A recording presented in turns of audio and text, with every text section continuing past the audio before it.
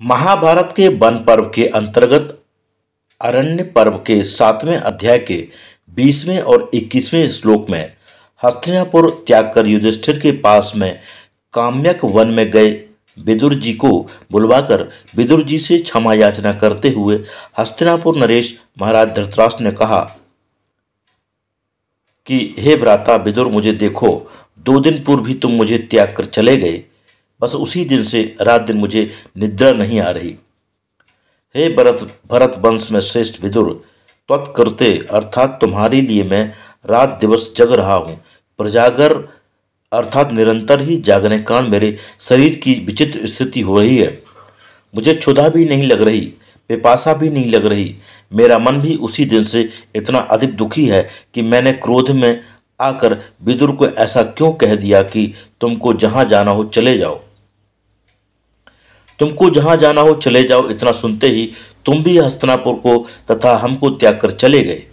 तुम्हारे जाने का समाचार पाते ही मेरा मन इतना अधिक क्षुब्ध हो गया, इतना अधिक पश्चाताप हो रहा था कि मन संताप के कारण मेरी क्षुधा पिपासा के साथ निद्रा भी चली गई।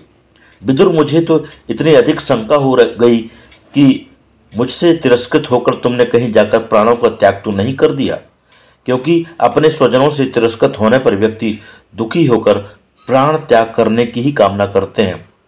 मैंने संजय को बुलाकर कहा कि इसी अध्याय का 8वां श्लोक, गच्छ संजय जानीहि भ्रातरम विदुरम ममो यदि जीवति रोषेण मया पापेन निर्धता। हे विदुर, मैंने ही संजय से कहा था कि हे संजय, मुझ पापी ने विदुर जैसे हितैषी भाई को क्रोधित होकर घर से निकाल दिया। जाओ संजय, जाओ, यदि वह जीवित हो तो कहीं भी हो, कैसा भी हो, उसे अतिशीघ्र मेरे समीप ले आओ। जिस क्षण से तुम मेरे समीप से चले गए, उसी क्षण से मैं इस पश्चाताप की अग्नि में जल रहा हूं। वैशंपायन जी ने परीक्षित पुत्र जन्मेजय से कहा कि धृतराष्ट्र ने विदुर को अपनी गोद में बैठाकर विदुर जी के माथे को बारंबार सूंघकर सिर पर हाथ फेरते हुए गदगद कंठ से बोले कि हे निर्दोष, हे निर्मल, हे विदुर, क्षम्यताम, मुझे क्षमा कर दो। मैंने तुमसे जो कहा था कि तुम्हें जहां जाना हो चले जाओ, इसके लिए क्षमा चाहता हूं, मुझे क्षमा कर दो।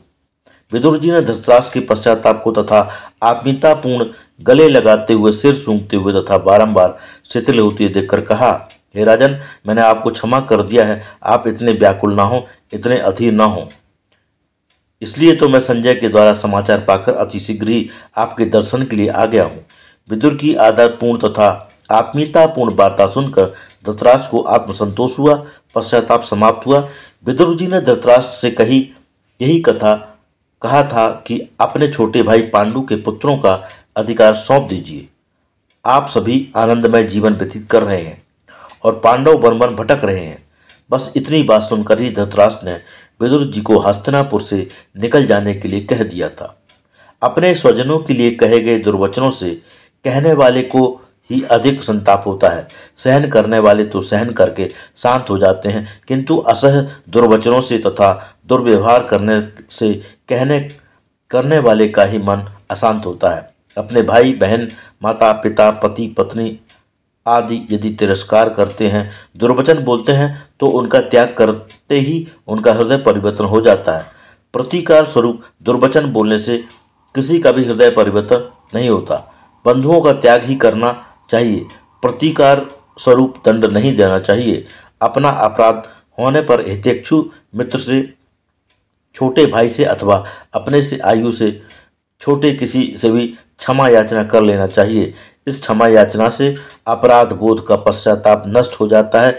यदि क्षमा याचना नहीं करते हैं तो आपका किया गया दुर्व्यवहार, आपके बोले हुए दुर्वचन आपको ही शारीरिक मानसिक रोगी बना देंगे। क्षमा मांगना और क्षमा करना, ये दोनों गुण ही शांति के अचूक साधन हैं। नमस्कार बंधुओं, आनंद मार्ग चैनल पर आपका हार्दिक वंदन अभिनंदन है। इस चैनल के माध्यम से आपको श्रीमद् भागवत साप्ताहिक का एक एक अध्याय के माध्यम से नित्य पाठ सुनाया जा रहा है।